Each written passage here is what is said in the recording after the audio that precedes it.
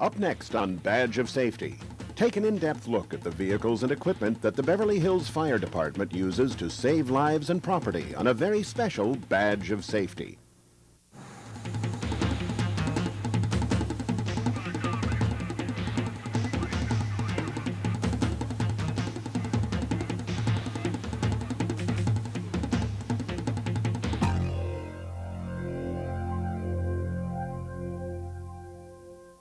There's something about fire engines, big, red, powerful vehicles that convey a sense of help on the way.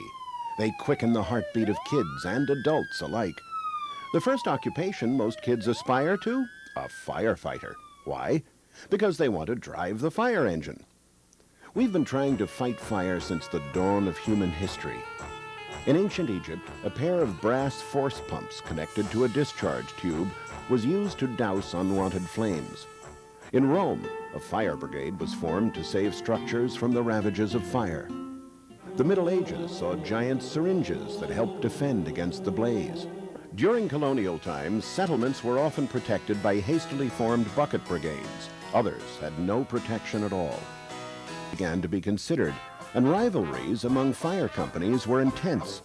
More than a few buildings burned as feuding firefighters argued over hydrant rights or the privilege of getting the first water on the flames. With the advent of horse-drawn steam engines, firefighting became a more professional occupation. The horse-drawn steamers inspired many who saw them. Many have never had the thrill of seeing a wonderful team of big white horses in action. When the alarm came in and the cord was pulled that opened the doors to their stalls, they would trot out and back under the harness, quivering with excitement, waiting for the word to go. When they got underway, they seemed to skim over the ground. These animals were fed, petted, and pampered by all the men of the fire company. Motorized equipment doesn't give you the thrill that you got from watching those horses take off down the street. Howard A. Wilson, Woodbury, New Jersey, 1904. Most fire horses were like race horses. When they heard the fire bell, the horses wanted to run as fast as they could, pulling the fire engine. Once at the fire scene, the horses patiently stood in the cold, with loud noises, whistles, men yelling, all the while having hot embers from the steam engine and the fire falling on their backs. The horses were amazing, much like the men of the day. At the turn of the century, even the horses were being replaced by faster and more efficient motor cars. By the 1910s, the production of horse-drawn equipment was coming to an end. I think that what's happened is that back then, if you think about it, you had horses that were trained in a certain way and had a brain, and they were an integral part of the fire operation. We now have mechanized everything. Our mechanisms do not have brains, other than, for instance, if they have a computer chip in them that does something. So what's happened is there's been a greater emphasis on the individual's brain, the firefighter's brain, the firefighter's mind. Because as sophisticated as the equipment we have, if you don't have someone that's highly skilled utilizing it, then it doesn't mean anything.